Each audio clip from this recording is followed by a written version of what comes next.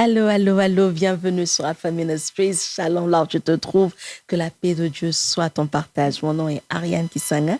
Je suis pasteur ici à Alpha Ministries et c'est toujours pour moi un privilège et un honneur de passer ces moments avec toi dans la présence de Dieu. Avant qu'on continue, est-ce que tu as créé de l'espace pour Dieu? Créer de l'espace pour Dieu, c'est aussi s'abonner, c'est aussi nous écrire, c'est aussi partager les plateformes avec d'autres personnes. Un bonjour toi qui nous suit sur ta télévision, la chaîne 306 sur Canal. Alors aujourd'hui, on va commencer par la prière. Notre prière est tirée de Hébreux 12, verset 28. La parole de Dieu dit, c'est pourquoi recevons un royaume inébranlable, montrons notre reconnaissance en rendant à Dieu un culte qui lui soit agréable. Montre notre reconnaissance en rendant à Dieu un culte qui lui soit agréable. Parce qu'on a reçu un royaume, le royaume de Dieu. Je ne sais pas par quoi tu traverses. C'est la fin de l'année, oui, c'est difficile, c'est compliqué. Je ne sais même pas à quoi va ressembler 2026. Mais je t'invite aujourd'hui, avant qu'on entre dans la parole, de prendre un moment de dire merci à Dieu. Parce que le Dieu en qui tu t'es confié, le Dieu en qui tu te confies, le Dieu en qui tu as placé ta foi, il a un royaume qui est inébranlable. Quel que soit ce que toi tu traverses, le royaume de Dieu reste inébranlable. Il ne bouge pas. Il n'est pas bougé par quoi que ce soit. Le royaume de Dieu reste solide. Ce que Dieu a dit pour toi, ce que Dieu a fait dans ta vie, reste solide et stable, quels que soient les vents par lesquels toi tu peux pas. Traverser ou passer. Alors là où tu te trouves, remercie le Seigneur. Remercie le Seigneur pour la stabilité. Remercie le Seigneur pour ce royaume. Remercie le Seigneur pour sa présence dans ta vie. Remercie le Seigneur parce qu'il n'y a aucune situation, aucune circonstance qui peut venir le bouger. Il reste le même. Il demeure solide dans ta vie et dans tout ce que tu entreprends. Dieu demeure Dieu assis sur son trône. Son trône est inébranlable. Son trône ne peut pas être bougé. Son trône ne peut pas être secoué. Bénis le Seigneur pour cela. Dis merci à Dieu. Dis merci à Dieu parce que c'est un Dieu vivant. Ce n'est pas une statue, ce n'est pas quelque chose que quelqu'un a fait de ses propres mains. C'est un Dieu vivant, celui qui t'a créé, celui qui m'a créé et celui-là qui est dans notre vie, qui est dans nos vies et qui dit et qui est inébranlable. Et son trône demeure et ne peut pas être secoué par les situations. Éternel, nous te disons merci. Merci pour le souffle de vie. Merci pour ce trône que tu nous donnes, pour ce royaume que tu nous donnes, éternel, mon Dieu de gloire. Merci pour ta présence dans notre vie. Merci pour ta présence pendant ce temps. Saint-Esprit, viens, prends contrôle. Saint-Esprit, viens et transforme-nous par ta parole. Dans le nom puissant de Jésus, nous avons ainsi prié. Et les saints de Dieu disent Amen, Amen, Amen, Amen, Amen. Alors, on continue aujourd'hui dans notre livre, dans notre étude du livre de Néhémie. C'est vrai qu'on avait fait une petite pause pour parler un peu de l'action de grâce, parce que ça coïncidait avec le temps d'action de grâce ici au Canada. Mais pour le moment, on va rentrer dans Néhémie. Bien sûr, on ne va pas finir pour cette année. On va continuer avec l'année prochaine, mais on va vraiment continuer et finir ce que Dieu voulait qu'on puisse finir dans le livre de Néhémie. Aujourd'hui, on entre dans Néhémie chapitre 7. Le chapitre 7 de Néhémie a plusieurs versets. Dans Néhémie chapitre 7 va du 1er au 73e verset. Je veux juste faire un sommaire des autres versets des autres chapitres qu'on a vus précédemment avant le chapitre 7. Donc, si c'est ta première fois de nous suivre, ne t'en fais pas, on va te mettre dans le bain. Et si tu as fait longtemps que tu te rappelles plus, tu suis aussi, mais toutes ces vidéos sont aussi disponibles sur notre chaîne YouTube. Alors, au chapitre 1, Néhémie est informé de la situation de Jérusalem. On lui dit les murailles sont en ruine et les portes sont consumées par le feu. Et là, Néhémie prie pour obtenir la faveur de Dieu avant de parler au roi. Au chapitre 2, Néhémie se rend au travail, mais il n'a pas bonne mine. Et le roi lui pose la question, mais que veux-tu donc? Qu'est-ce que tu veux que je fasse de cette situation de Jérusalem? Et Néhémie, il demande qu'on puisse lui donner un congé, un accès sûr, ainsi que des matériaux de construction. Et Néhémie se rend à Jérusalem pour commencer à rebâtir les murailles de Jérusalem. Au chapitre 3, on est sur le chantier. L'action a commencé, on a commencé à rebâtir les murailles. Et là, Néhémie commence par rebâtir la muraille qui était à la porte des brebis. Et la muraille de la porte de brebis était la muraille qui était la plus proche qui donne l'accès la plus proche au temple. Alors Néhémie commençait d'abord par rebâtir sa vie d'adoration, sa vie spirituelle, avant de rebâtir tout ce qu'il y a de physique. Au chapitre 4, on voit Néhémie qui est visité par ses ennemis pour la toute première fois. Sanballat et le reste de son équipe, donc Tobija et toutes ces personnes, viennent rendre visite à Néhémie avec pour objectif détruire l'œuvre, l'arrêter dans ce qu'il faisait. Il ne voulait pas voir les murailles de Jérusalem être reconstruites. Et Néhémie répond par la prière, il adapte la stratégie et il poursuit son œuvre. Au chapitre 5, il y a un appel à la justice de la part du peuple qui se sentait méprisé, qui se sentait opprimé par leurs compatriotes juifs. Et Néhémie encore réagit en craignant Dieu. Il dit, écoutez, moi je suis gouverneur, mais j'ai laissé mes avantages pour que le peuple ne se sente pas opprimé, oppressé. Alors, pour la mission de Dieu, j'ai laissé mes avantages. Pourquoi vous ne pouvez pas faire de même? Et ces notables juifs décident et acceptent et prennent un serment devant Néhémie de changer leur manière de faire. Au chapitre 6, on voit encore Sanballat et son équipe de retour pour encore attaquer Néhémie. Cette fois-ci, ils viennent avec une autre stratégie parce qu'il y a des progrès. Néhémie a progressé, les murailles sont presque terminées. Et là, Sanballat vient encore avec l'objectif maintenant de distraire Néhémie, qui ne puisse pas finir ce qu'il a commencé. Et Néhémie refuse la distraction. Au chapitre 6, Néhémie refuse de descendre. Il refuse de laisser son œuvre inachevée. Il se dit qu'il va finir ce qu'il a commencé. Il ne va pas laisser ça presque à la fin, mais il va emmener ce qu'il a commencé à faire à la fin.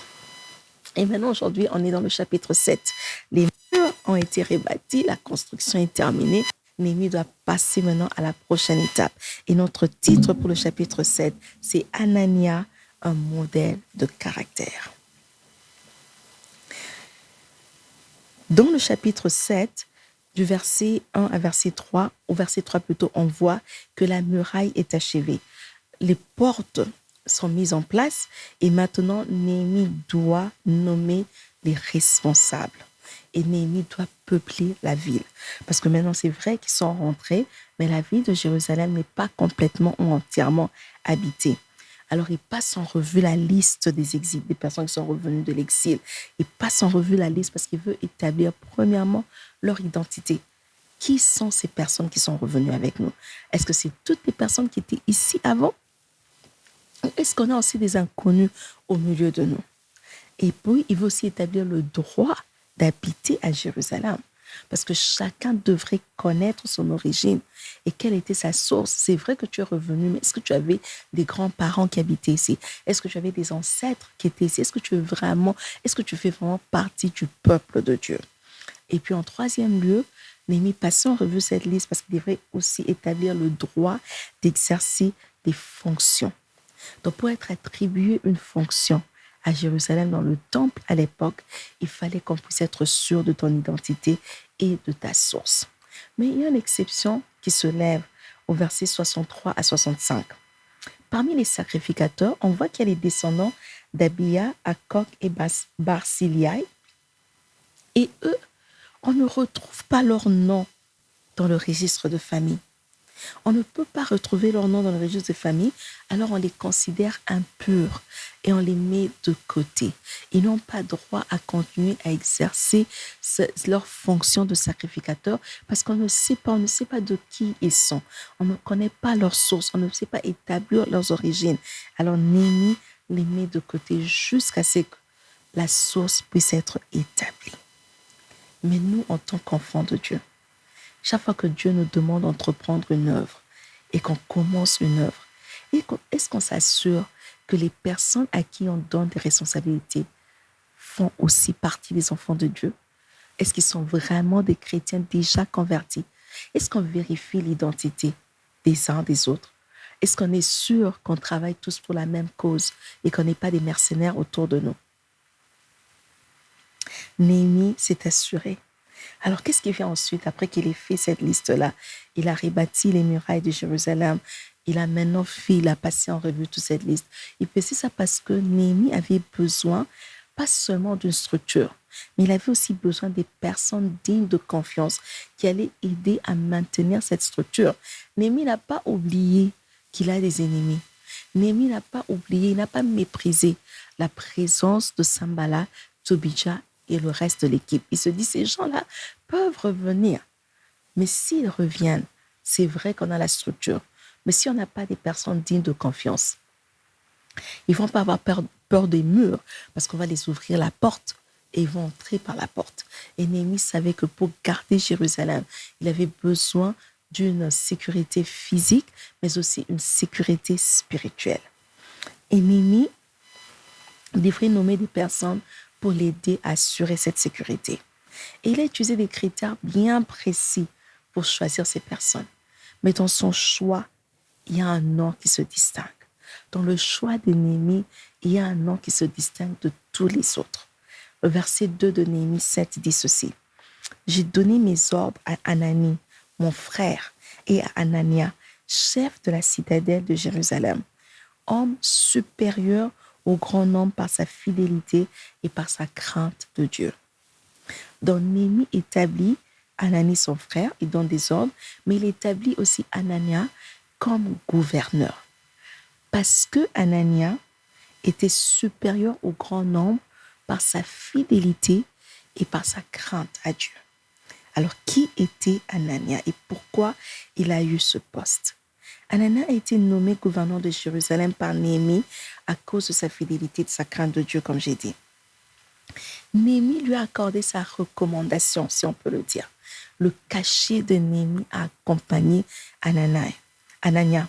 Et ceci est important parce qu'il y a d'autres commentateurs qui disent que le peuple, les gens autour, ou bien les autres personnes qui avaient aussi des responsabilités, doutaient sur la capacité d'Hanania. Ils doutaient sur son habilité de travailler. Ils se disaient, est-ce que ce monsieur peut vraiment le faire? Est-ce qu'il peut vraiment être un bon gouverneur? Est-ce qu'un gouverneur plutôt? Est-ce qu'il sait même ce qui doit être fait? Est-ce qu'il sait ce qu'il doit entreprendre en tant que gouverneur? On ne croit pas parce que peut-être il n'a pas fini ses études, parce que peut-être il n'est pas physiquement. Ils avaient leur raison pour ne pas croire en la capacité de Hanania d'être gouverneur de Jérusalem.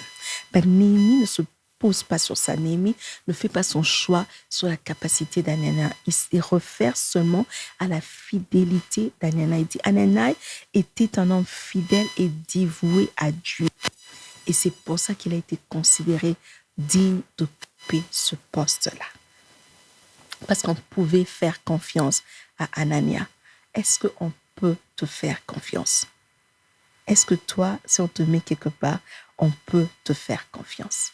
Alors, quelles étaient les qualités clés du caractère d'Hanania qui ont fait à ce qu'il puisse gagner ce poste de responsabilité comme gouverneur de Jérusalem?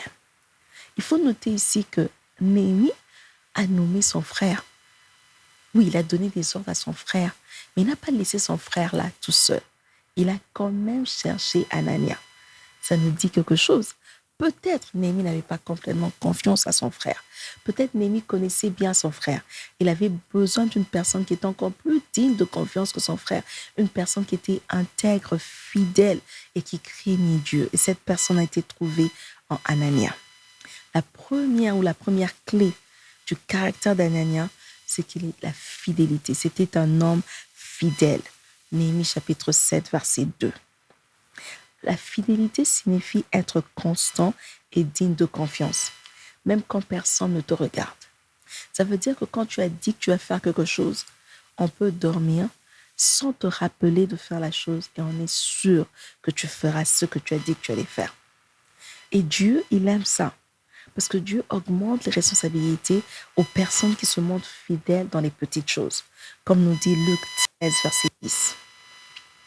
La fidélité d'Hanania a fait de lui un homme digne de confiance et un homme qui était capable de diriger les autres. Et toi, mon frère, et toi, ma sœur, est-ce que Dieu peut-il te faire confiance de rester fidèle dans les petites comme dans les grandes choses? Hanania devrait demeurer fidèle à Dieu. La deuxième clé dans le caractère d'Hanania, c'est qu'il est l'intégrité ou la confiance. Le mot intégrité ou le mot fidélité est utilisé dans différentes versions. Comme par exemple, la version Louis II parle de la fidélité d'Hanania. Mais la version Seymour parle de l'intégrité d'Anania. L'intégrité et la fidélité, c'est un peu similaire. L'intégrité veut dire que la vie privée de cette personne correspond à sa vie extérieure, à sa vie publique. Donc, il n'y a pas de mensonge dans la personne. Qui elle est quand les portes sont fermées, toute seule dans son appartement, c'est la même qu'elle est aussi quand elle est devant un public de 100, de 10, de 2 personnes. La même personne, il n'y a pas de variation. Et une personne comme ça est digne de respect, car l'intégrité construit ou établit la crédibilité et le respect. L'intégrité d'Anania allait protéger la ville autant que les murailles, spirituellement, autant que les murailles allaient protéger la ville physiquement. Pourquoi? Parce que si Anania est intègre et que Sanballat et ses gens viennent, ils lui proposent à vendre quelque chose, ils lui proposent une entrée dans la ville, Anania, en tant qu'un homme intègre, n'allait pas permettre cela. Mais si on avait mis une personne qui manquait de l'intégrité, Sanballat allait emmener un choix. Dire, s'il te plaît, si tu fais ça, je te donne ma sœur. La personne allait accepter. Oui, Sanballat entre. Tobija entre. Fais ce que tu as à faire. Et oui, ta sœur en échange. Et ça, Anania n'avait pas cela. Anania était une personne qui était la même. On pouvait compter sur lui. Parce que Néhémie sait au chapitre 6, il a déjà appris qu'il y avait des gens qui étaient de la famille de Tobija, parce qu'ils avaient épousé des membres de famille de Tobija autour de lui. Donc, il savait déjà qu'il y avait de l'infiltration. Et il n'en voulait pas plus. Alors, il est allé chercher Anania, une personne, pardon, avec l'anglais des fois, Anania, une personne sur qui il pouvait compter. Proverbe 10, verset 9 nous dit, « Celui qui marche dans l'intégrité marche avec assurance, mais celui qui prend des voies tortueuses sera découvert. » Tu veux marcher avec assurance? Tu veux marcher dans la sécurité? Sois une personne intègre. C'est se poser la question, est-ce que mon caractère reflète Christ quand personne ne me regarde? Est-ce que je suis consciente que tous les jours, à chaque moment, Dieu me voit, même quand personne, aucun être humain ne me regarde? Est-ce que je suis consciente que Dieu me voit? Est-ce que j'ai le même caractère? Est-ce que je reflète Christ dans ma voiture? Est-ce que je reflète Christ dans mon appartement quand il n'y a personne? Est-ce que je reflète Christ dans ma chambre toute seule ou tout seul? Troisième clé plutôt du caractère d'Anania, c'est qu'il avait la crainte de Dieu. Néhémie chapitre 7, verset 2 dit, « Un homme supérieur au grand nombre par sa fidélité et par sa crainte de Dieu. » La révérence qu'Anania avait pour Dieu était plus profonde que sa crainte pour les hommes. Et la crainte de Dieu guidait ses décisions. La crainte de Dieu guidait sa manière de diriger et les limites morales que lui-même s'imposait à cause de la crainte de Dieu. Il se dit, je crains Dieu que je ne peux pas profaner son temple. Je crains Dieu que je ne peux pas permettre aux ennemis d'entrer et faire ce qu'ils veulent faire ici. Je crains Dieu, je ne peux pas permettre à ce que Tobija vienne et me corrompe avec quoi que ce soit à cause de la crainte de Dieu. Proverbe 9, verset 10 dans la version Semeur dit ceci, « La sagesse commence par la crainte de Dieu. » Alors, est-ce que quand tu prends tes décisions, est-ce que tes décisions sont influencées par Dieu? Est-ce que tes décisions, tu les prends par respect ou par crainte de Dieu, ou est-ce que tu les fais par crainte des hommes? Est-ce qu'on peut dire ces choses sur toi aujourd'hui? Est-ce qu'on peut dire que tu es une femme ou tu es un homme fidèle, intègre et craignant Dieu? Est-ce que le fait que tu es religieux, connu que tu appartiens à une telle ou une telle autre église, connu que tous les vendredis tu vas à la prière, est-ce que ce fait-là, ces connaissances que les gens ont de toi, est-ce que cela fait assez que ces gens puissent placer leur confiance en toi? Est-ce qu'on peut te donner des responsabilités juste parce qu'on te considère une personne religieuse ou une personne qui craint le Seigneur? Normalement, nos réponses devraient être oui. On va juste regarder rapidement quels sont alors les points clés du chapitre 7. C'est vrai que c'est long, c'est un long chapitre. Je me suis focalisée du verset 1 au verset 3. Le reste du verset, la grande majorité du chapitre, c'est plus Néhémie qui relie les noms des différentes familles. Le premier point qu'on retient du chapitre 7, c'est le caractère. Hananiah est décrit comme une personne digne de confiance. Être digne de confiance, c'est ça le caractère d'une personne. Le caractère peut t'ouvrir des portes où tes capacités te limitent. Hananiah, la Bible nous montre, ou les commentateurs aussi nous disent, qu'il n'avait peut-être pas les capacités pour être gouverneur. Mais ce qui a valu cette position-là, c'était son caractère. Les compétences, on peut apprendre. Les compétences, on peut acquérir, on peut les enseigner. Mais le caractère, c'est qui tu es au fond de toi. Le caractère ne peut qu'être transformé dans la présence de Dieu. Le caractère ne peut être que transformé si tu veux que le Saint-Esprit le fasse. Sinon, le Saint-Esprit ne va pas le faire. Il faut que tu t'ouvres, que tu t'exposes à la présence de Dieu pour que le Saint-Esprit travaille sur qui tu es à l'intérieur de toi. Le caractère, c'est le fond de toi-même, le toi-même au plus profond. Et Dieu accorde plus de la valeur au caractère qu'à la position. Hananiah a été choisi non pas par son rang, pour son rang, non pas à cause de ses connaissances, mais il a été choisi à cause de son caractère. On voit ça encore dans Actes chapitre 6, versets 1 à 5. Quand les apôtres doivent maintenant choisir des diacres, qu'est-ce qu'ils disent? Ils disent au peuple de choisir entre eux des hommes de caractère basés sur 3 critères. Une bonne réputation, remplis du Saint-Esprit et remplis de sagesse. Pour illustrer ça aujourd'hui, je veux dire ceci. Un pasteur veut choisir un assistant ou veut choisir des diacres. Au lieu que lui-même aille et commence à dire, oh, telle sœur, tu seras diaconesse, tel frère, tu es diacre. Il vous dit, entre vous, membres de la congrégation, entre vous, membres de l'Église, choisissez des personnes qui peuvent occuper ce poste-là, basé sur 3 critères. Que ces personnes que vous allez choisir aient une bonne réputation, que ces personnes que vous allez choisir soient remplies du Saint-Esprit et que ces personnes que vous allez choisir soient pleines de sagesse. Ça veut dire qu'entre nous, vu qu'on se connaît, on sait qui réellement craint Dieu. On sait qui réellement a une bonne réputation. Parce que la réputation, c'est que moi je dis de toi et c'est que toi tu dis de moi. Et comme on se connaît entre nous, choisissons des personnes. Parce que le caractère peut qualifier pour des positions, alors la compétence ne peut pas. Il est important pour nous de travailler plus sur notre caractère que sur nos stratégies. Des fois, j'ai envie de changer ceci, j'ai envie de changer cela, mais commence par changer toi-même. Commence par demander au Saint-Esprit de travailler sur ton homme intérieur. Car une bonne réputation, c'est le témoignage des autres sur ton caractère. Deuxième point ou deuxième clé, c'est l'importance de l'intégrité. L'intégrité soutient ce que les compétences ne peuvent pas maintenir. Tu peux être une personne très compétente, meilleur informaticien, meilleur comptable, mais si tu n'es pas intègre, ça veut dire que tu vas utiliser l'intelligence pour nuire les autres. Ça veut dire que pour un billet, toi, tu es capable d'entrer dans un système d'informatique et voler l'argent de quelqu'un d'autre. Et c'est là où l'intégrité vient soutenir la compétence. Parce que sans intégrité, ta compétence n'a pas de valeur.